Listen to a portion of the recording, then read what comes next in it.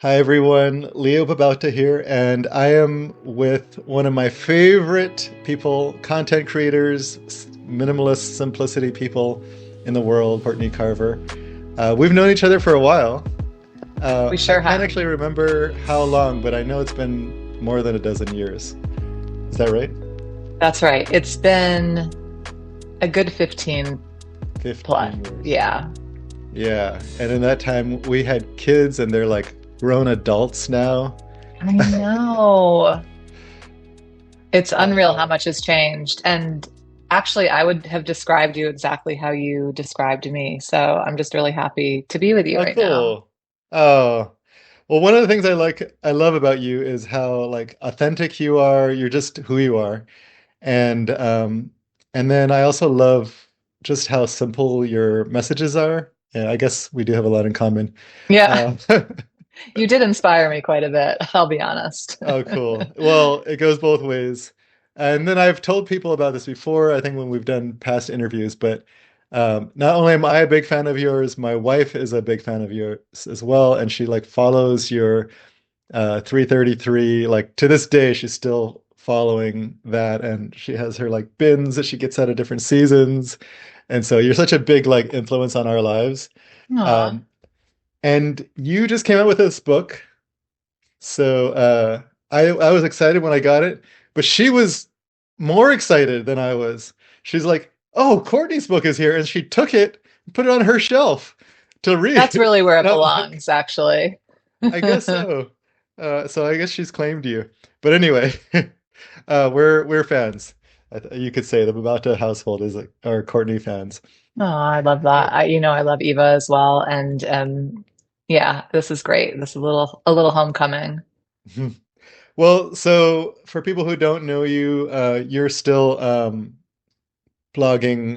Your home is still Be More with Less. Is that right? It is. That's Be right. More Be with more Less with dot less. com. Yeah.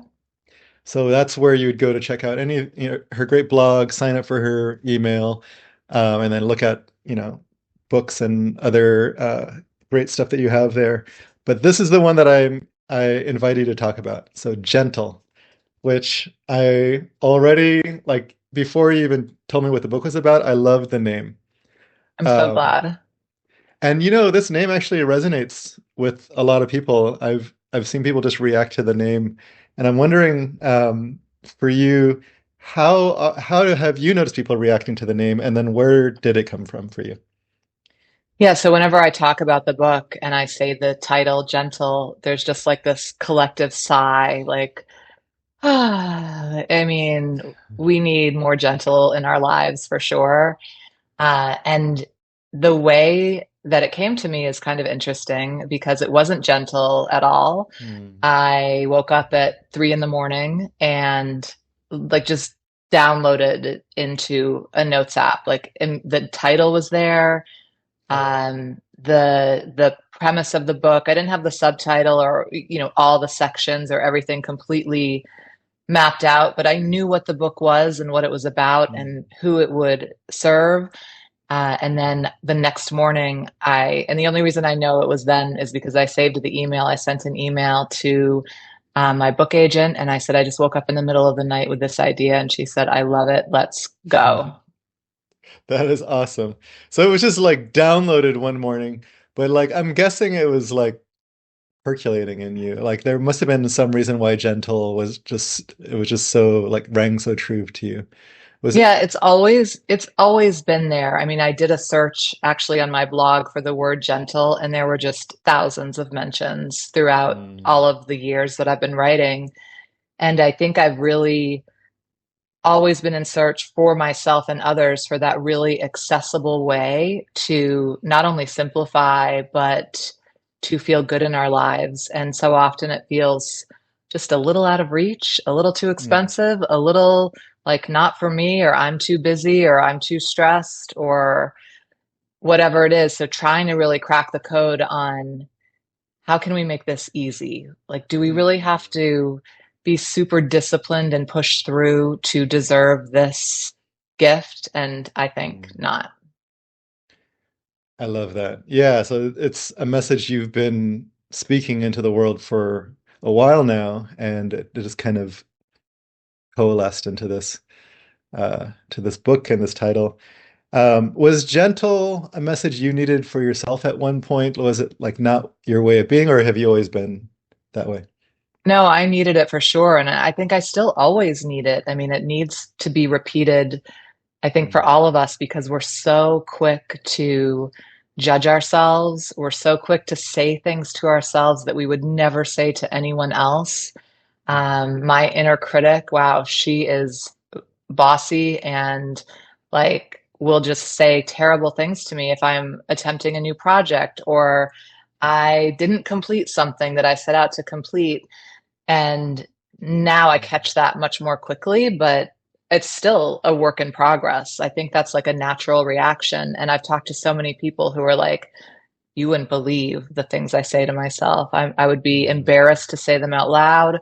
I never think of anyone else in that way. Um, mm. so yes, I think I definitely have always needed that reminder and still do. Mm. I resonate so much with that. Um, I don't know if I definitely want to get into the rest of the book, but this topic is already like bringing up so much for me. So Yeah, the let's rest chat. I should actually read out the rest of the title: Rest more, stress less, and live the life you actually want. So I want to get into some of the ideas in this book, but but you mentioned something that's really important is that kind of harsh, critical voice we use, the things that we say to ourselves. And I was just talking to someone. It was actually in a coaching session, so I'm not going to go into the details of it, but they also had this thing. You know, their first thing that they have is like push myself to excel and be perfect and do really good work. And then the second thing is you know, to be the critic, like you screw this up. Maybe you work too hard and you know you need to be taking care of yourself better. And they just like, it's all your fault. Um, and so, yeah, it really resonates. I think it's such a hidden kind of thing that we, like you said, we don't want to admit that we say these things to ourselves. So we don't talk about it.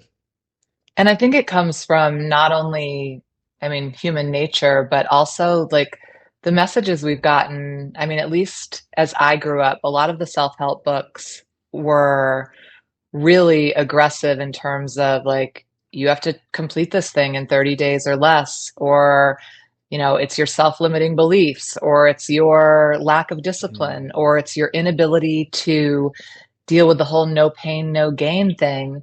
And while mm, maybe there's a place for that, like in the gym, I don't think it's in our day-to-day lives. I mean, there's enough aggression and force and pushing around us that mm, we have to find a place where it's safe to just like actually be ourselves and not measure our self-worth by everything we're getting accomplished or all that we do or mm, the best job that we've done. Um, it's just really, I think that is another really common thing, like the inner critic, but also the measuring our value by how much we get done, and for it's sure. killing us. This is important stuff. The person I was talking to, they referenced David Goggins. Do you know who that is? David. Someone He, else brought him up to me. yeah, he's a guy that looks kind of like me, brown with no hair, but much more hardcore and like very like he's Marine and like very hardcore. And he's very motivational and inspirational, and I, you know, want to say good things about him, but he's hardcore. And so they said the reason I said like, what's the hope for you of this harsh inner critic? Like you're not doing it just to be crappy to yourself, right? There's some kind of hope. And they're like, yeah, I'm hoping that I'm going to be like this David Goggins, like, you know, be hard on myself, and then I'm going to work really hard and be disciplined and like do better.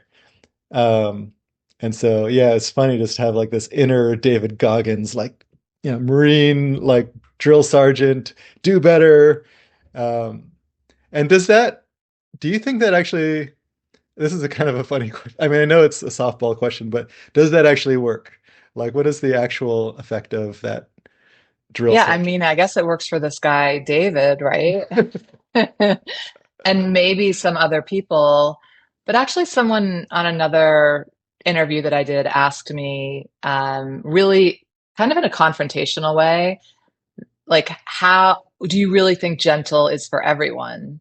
Mm, And the answer is anything for everyone? Like, I don't know, but it's certainly for a lot of people who don't want to have that drill sergeant inside of their head, mm, because maybe it works like in the Marines or in that certain field, but to what end does it work in your day-to-day life? Like, that doesn't make me feel happy or content. It makes me feel like I'm lacking something.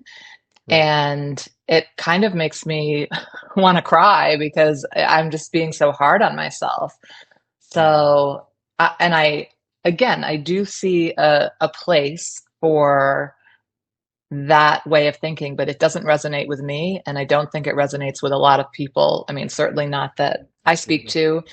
And I think you can still be a high achiever. I think you can definitely still have goals and support causes and rise up in the world in whatever way that you want without Mm. being super disciplined and super critical and really hard on yourself.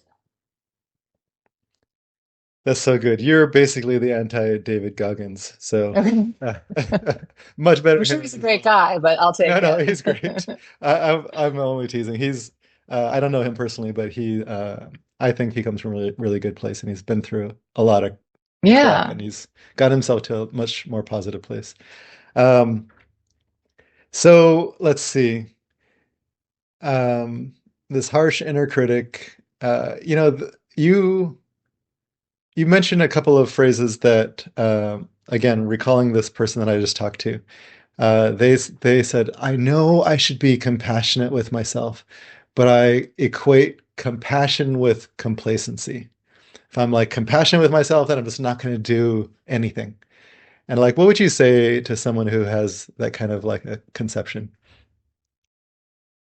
I would say, like, what really is the motivation? Like, what are you trying to accomplish? Because I think so often we think that, yeah, that compassion might slow us down, that slowing down might prevent us from getting where we want to go. But so often we're focused on this place that we want to get to, that we want to arrive, this Mm, person that we want to be like. And that in doing that, we like completely leave where we are. So we don't get to enjoy here. And we tell ourselves we're doing it for the sake of getting there.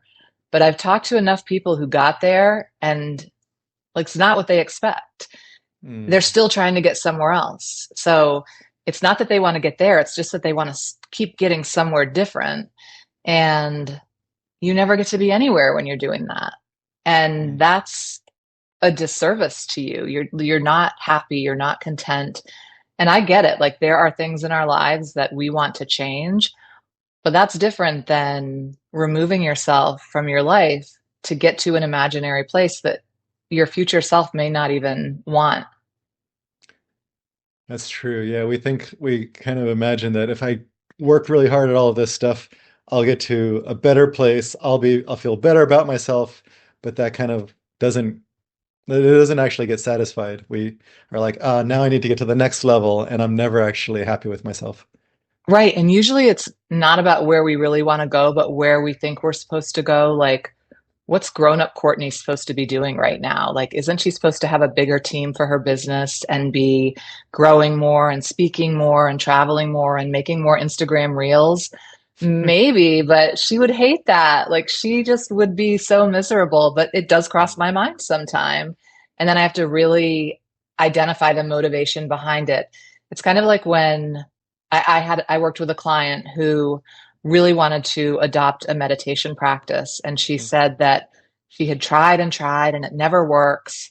And she's taken classes and like done all the things. And it's so frustrating, but she really wants to meditate. And I asked her, like, but what do you really, like, what do you want to feel by meditating? Because it doesn't sound like you want to meditate, but you think you're going to get something from meditating. Maybe there's another way to get it. Mm, And we landed on that. even though I'm a big fan of meditation, that wasn't for her. She had to find another way to feel that peace that she wanted to feel. Mm. Yeah. I was talking with someone who wants to meditate as well, but they've got this harsh inner critic, and it was like miserable for them to meditate because it's just like just listening to my harsh inner critic the whole time. Like I don't have the distractions, I don't have the work, so I'm just gonna sit here and be criticized. Like, they think that that's what they should be doing is sitting there in meditation, but it was just a miserable experience for them. Yeah. Okay, I want to get to this book because there's so much good stuff in it. Before this interview, I was looking through the table of contents to say like, oh, what are the topics that I want to really focus on? And I was like, oh, that and that. So, how many hours do you have for today? No, I'm just kidding. Um, there's a lot of really good stuff in here. So the first, you have it broken into three parts. So there's rest, less, and rise. And tell me how you organized it that way, or what led you to like have these three different pieces like that.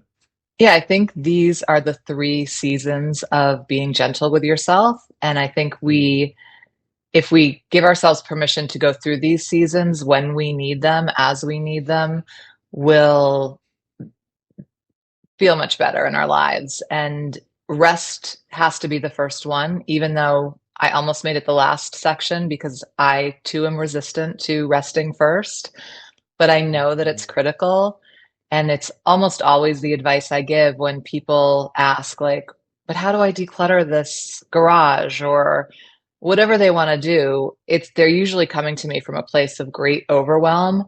And the answer is resting first. Like, instead of trying to do this project from a place of feeling overwhelmed and exhausted, why not rest first, feel a little better, and then you'll be really much more efficient in your attempt, um, and more clear on what you really want to do and why you want to do it.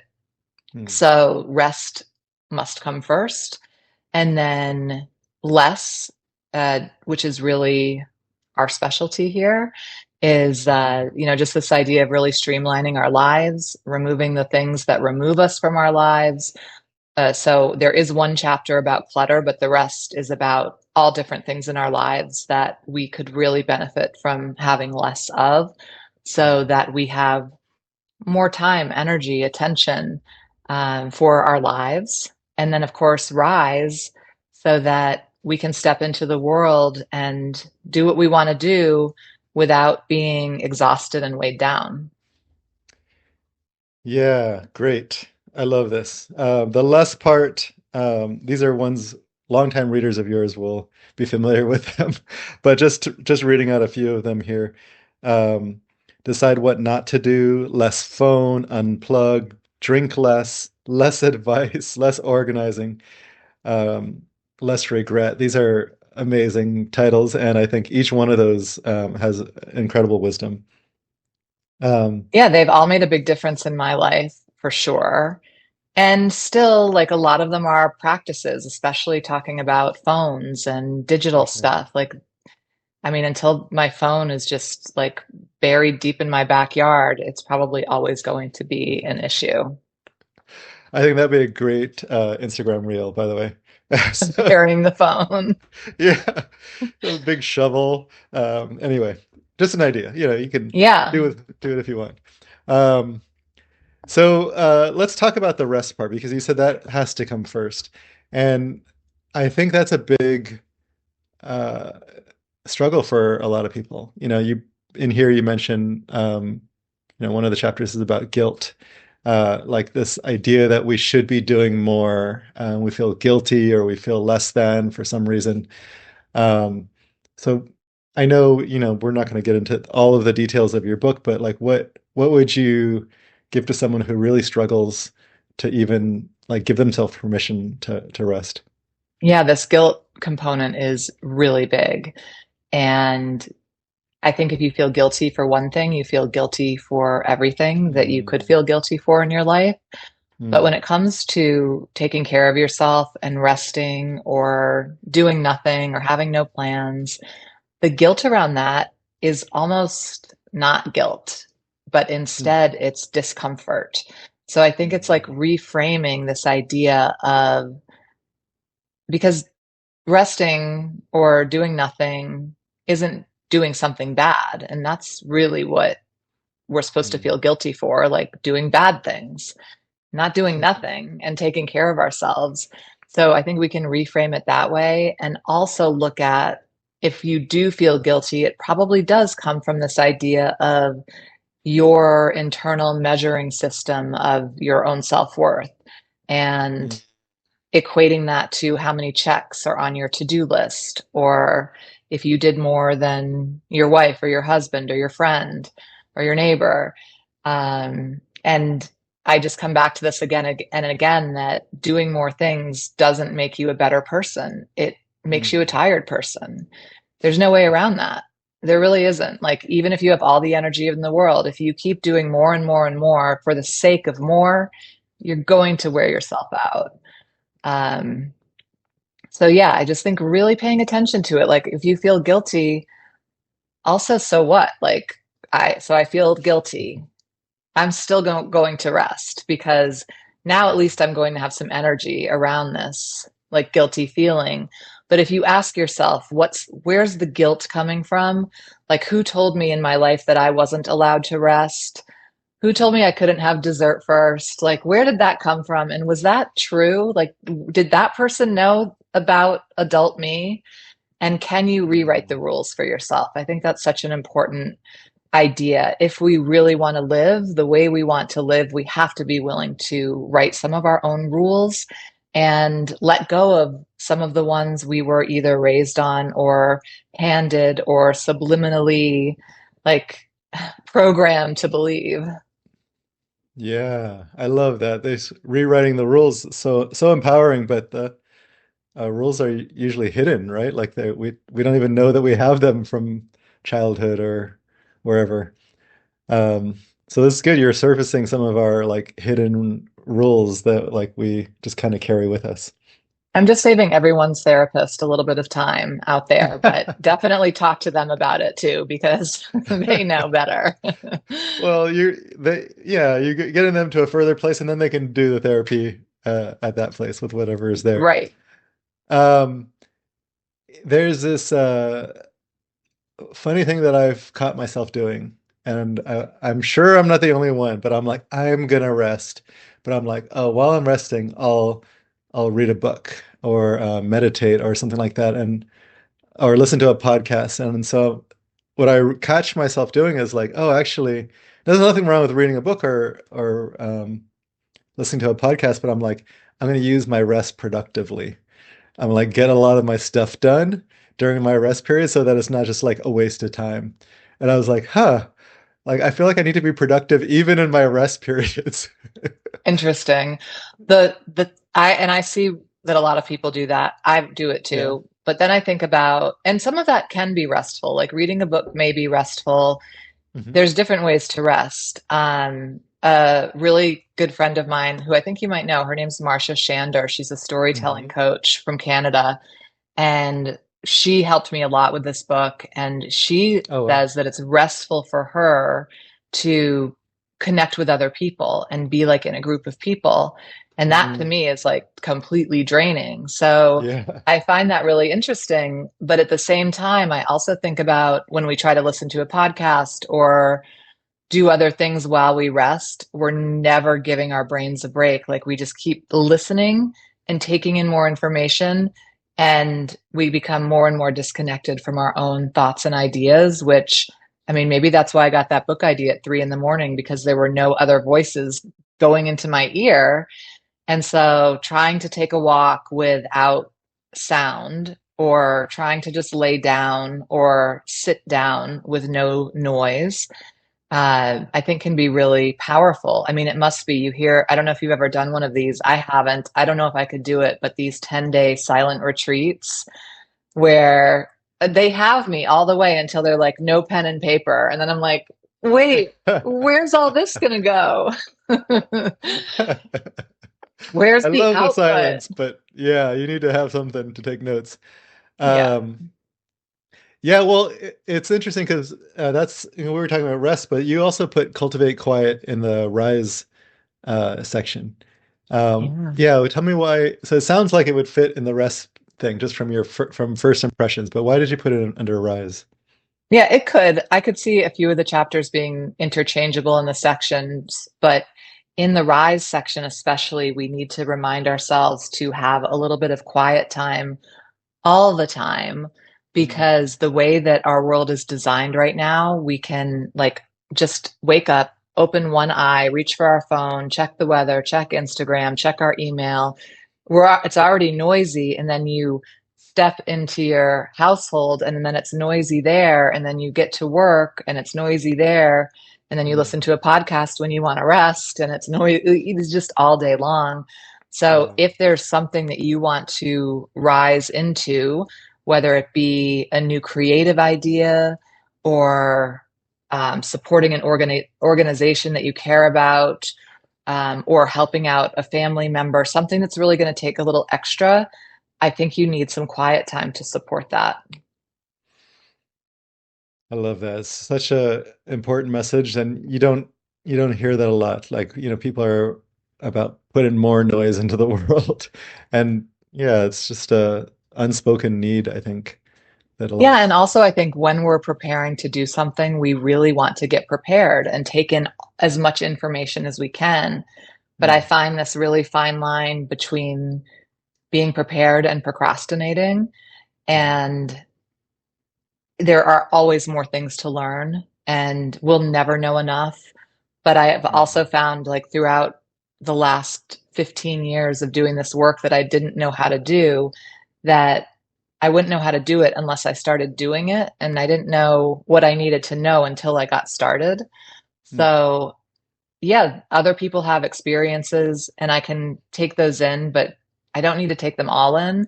And then mm. I need to block out everyone's voice for a minute to get my own thoughts together.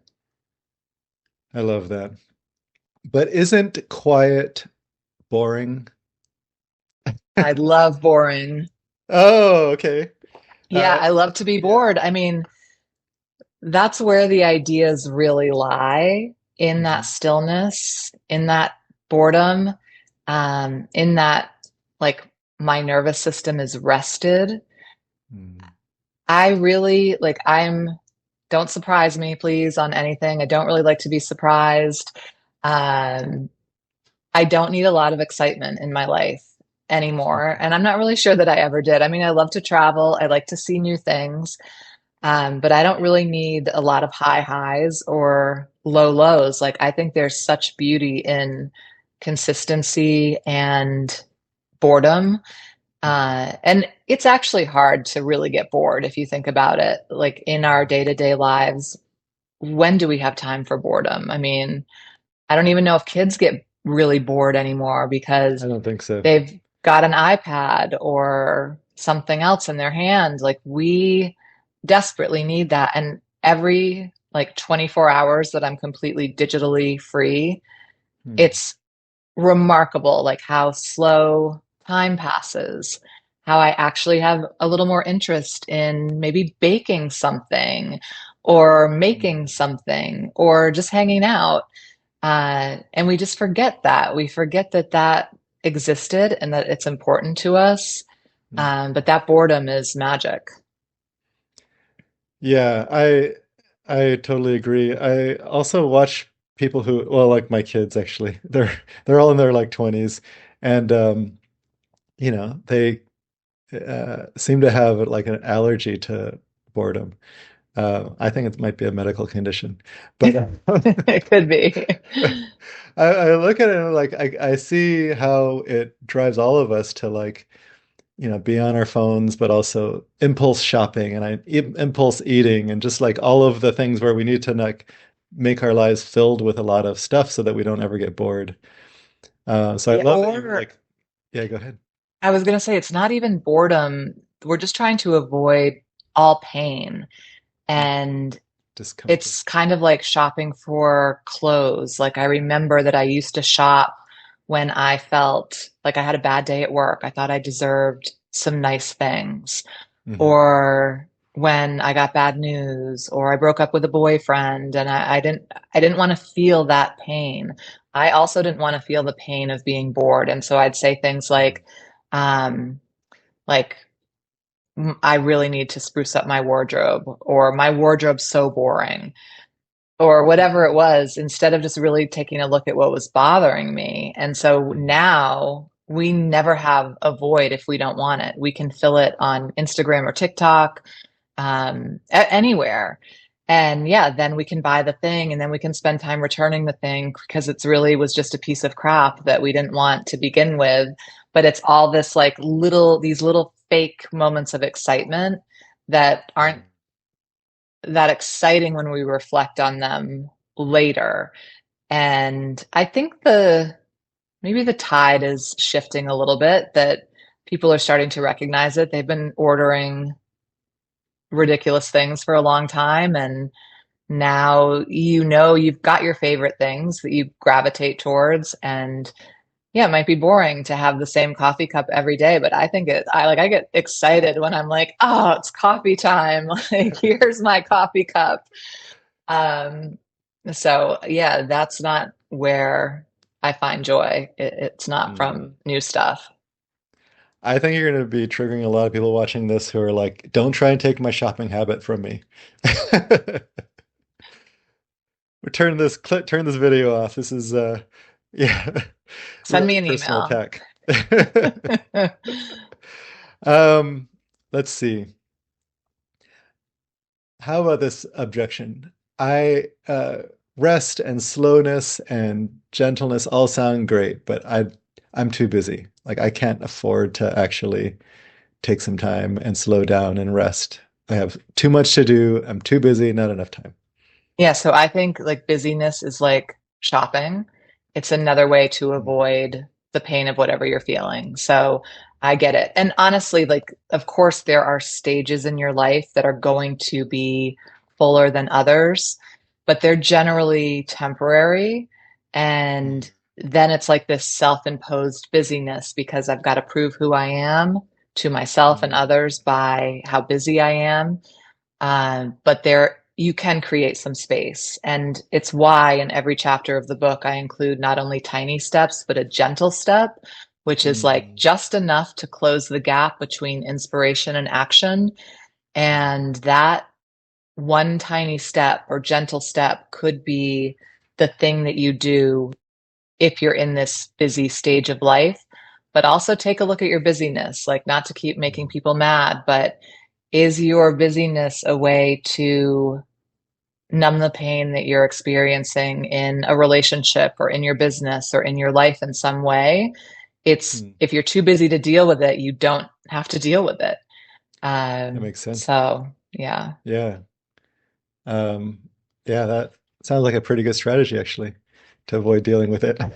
Yeah, it can be. I mean, because also everyone's like, ooh, how does she do it all? And your busyness is praised, unlike, maybe drinking too much or drugging too much. Your Right. busyness is very accepted and often rewarded in some ways, but it is still a distraction. Okay, well, I'm now seeing a very major problem with all of this, which is you're taking away all of our ways to validate ourselves. Like you said, like we can't do more and like get stuff done as a way to like validate ourselves and feel, have a self-worth. We can't like do shopping and we can't be super busy. So like where does our self-worth come from if we can't do all of these things? I've got you. And I have actually some good news about something that you can do that will make you feel really good. Um, First of all, you're already worthy. You don't have to earn that. Your self-worth is your self-worth. You you can't earn it. It's just you being you. So I think the greater accomplishment is really connecting with and trusting the real you versus trying to prove that you're this amazing busy person with lots of stuff. And it's so much easier to do it that way. Just accept that you're pretty amazing. And one thing that I love to do, and it is a chapter in the book because it's made such a difference in my life, is to give myself simple pleasures every Mhm. single day. And what I mean by that is not like a new thing from TikTok every day, but instead, it's probably something that you already do every day, but romanticize it, make it really special. Show yourself that you are worthy of these special things. And I mean, an example that I shared earlier was my morning coffee. It is just a Mm. whole thing. Like I warm up my cup with hot water so that the coffee stays hot longer. And I know I could buy like one of those coffee cup warmers or a thermos or something else, but I want to do it like this. And then I get the coffee going, and then I call either my sister or my daughter, like two of the closest Oh. people to me in my life, and they get their coffee. And we just have a time like chit chatting and enjoying our coffee and talking about how amazing the coffee is. And if they're unavailable, I might have my coffee while I'm, journaling or something. And that also could be something like a long walk without my phone is a simple pleasure. Fresh flowers in my house is a simple pleasure. Like a sweet treat, something that just really feels a little decadent, that's not like this big luxury spend uh, daily. Like I take it, I don't have to earn it. I don't have to deserve it. I can just have it for myself because I'm grown and I get to do that. Um, and that honestly like does boost your self-worth because you're really trusting yourself to say, this is what I want and this is what I'm going to do. Yeah, amazing. I agree. Like, when you start treating yourself that way, as if you actually deserve all of that, like it starts to feel that message really starts to sink in. I think that's actually one problem with like self-affirmations, which I think are still worthy of doing, but a lot of times they don't really land when we have trained ourselves to not really believe anything good Mhm. about ourselves. Like saying that you're worthy, saying that you're all of these things don't really we don't really believe it. But when we're like treating ourselves in the way that you're talking about, um, it's like, well, if I'm doing this, I must deserve it, right? You feel like you deserve it after a Right. while. Well, you do deserve it. I mean, I think that's first and foremost. Like, if you Mm, can't tell yourself that, really send me a message and I'll remind you, or read this book. You oh, do deserve it. This is your life. The yeah, one like life that you're present for right now. You get to make such great decisions for yourself, and treat yourself really well. And even during like hard times or stressful times. Like there were many times while I was writing this book that I was going through something hard and I would think, I have to wait until things are all perfect in my world. And then I kind of laughed, like, when does that happen, actually? So we have to do it for ourselves when we're already happy. We have to do it for ourselves when we're sad. Like, don't deprive yourself because things are hard. beautiful. Um, yeah, there's do you ever watch the TV show Parks and Rec? Uh, I did wait. It, Tell me yeah, who's in it. it's Leslie Knope is the main character. That's Yes. anyway. I haven't watched it in a while, but I definitely watched it. So a couple of the characters in there have a day, I think it's once a year. It's called Treat Yourself. Treat Yourself. It's once a year they just splurge and be decadent, kind of like what you're describing, but kind of at another level. But I love that you're like saying, oh, it doesn't have to come once a year. Yeah, treat yourself could be like Every every day. morning.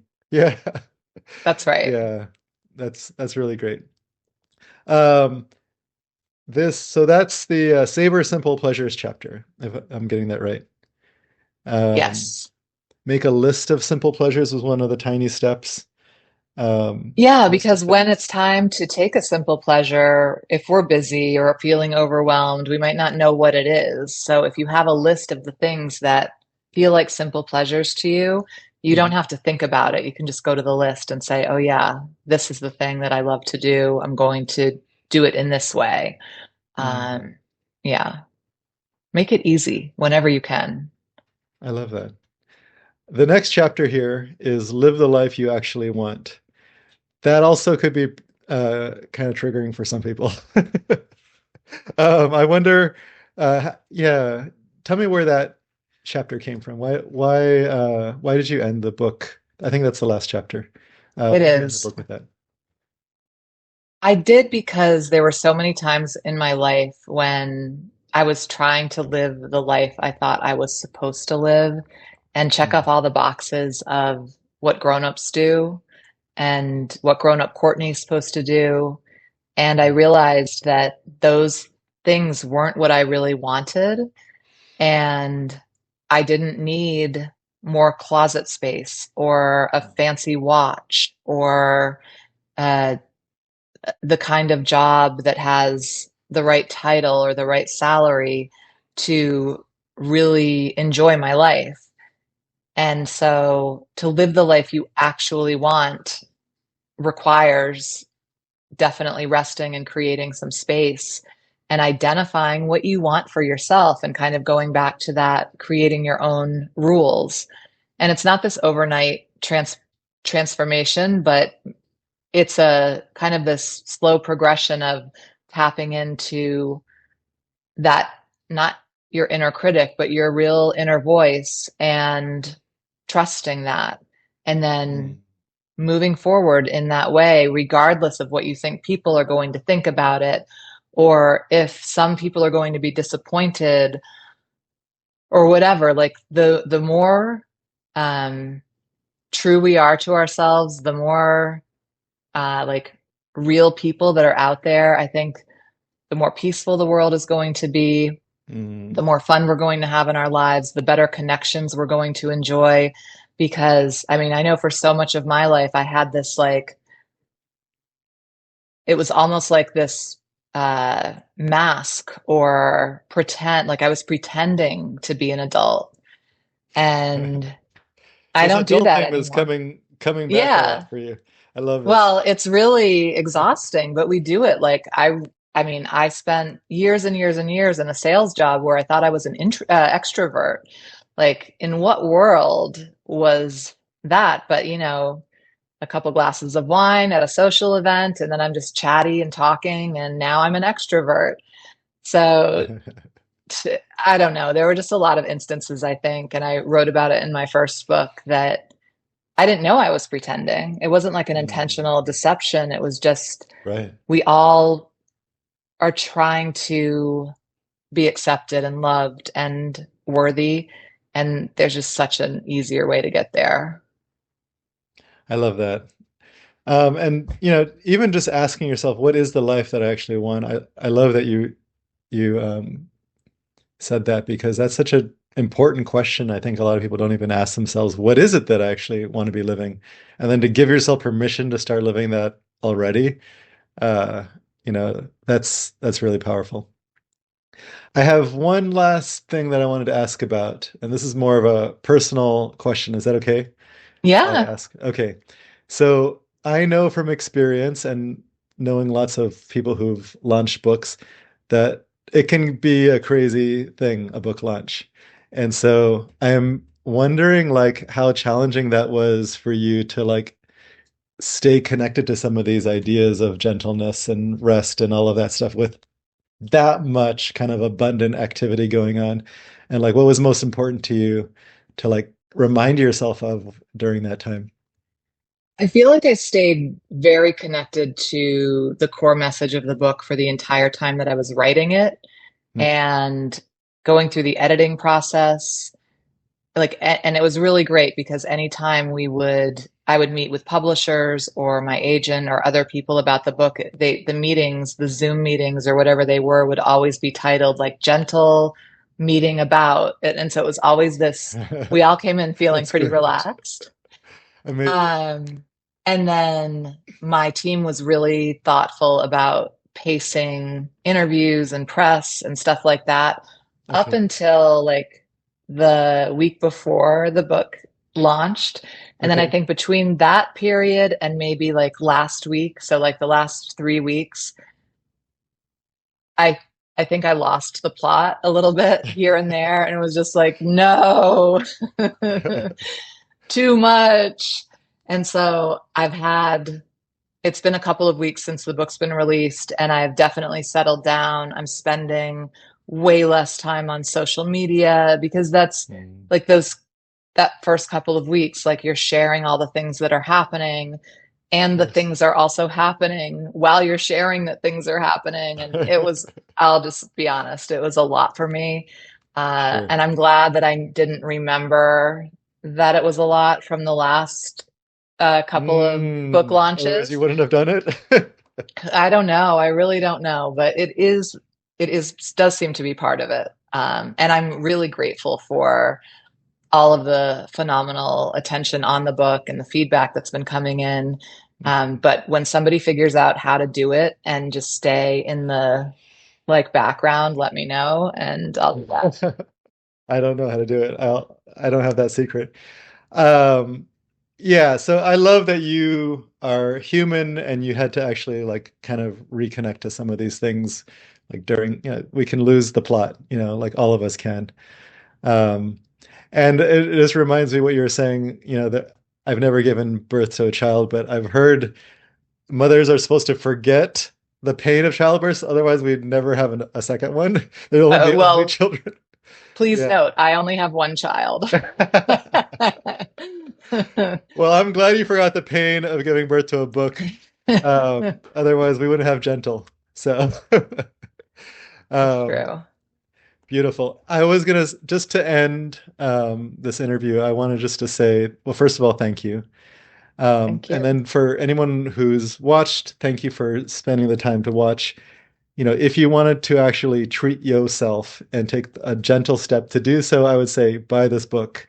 Um, your books are always full of such incredible wisdom that's needed and beautiful and nourishing and actionable in very like practical, simple ways. And this is like no exception. So get it. And the cover is beautiful. You can put it on your shelf and feel really good.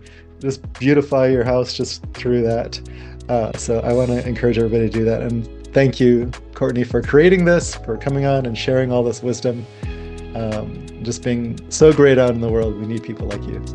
Well, thank you. I really appreciate the opportunity to talk with you again and with your community. It's fantastic. So thank you so much. Awesome. Okay, we're going to close here. Thank you again, Courtney. Thanks everybody for watching.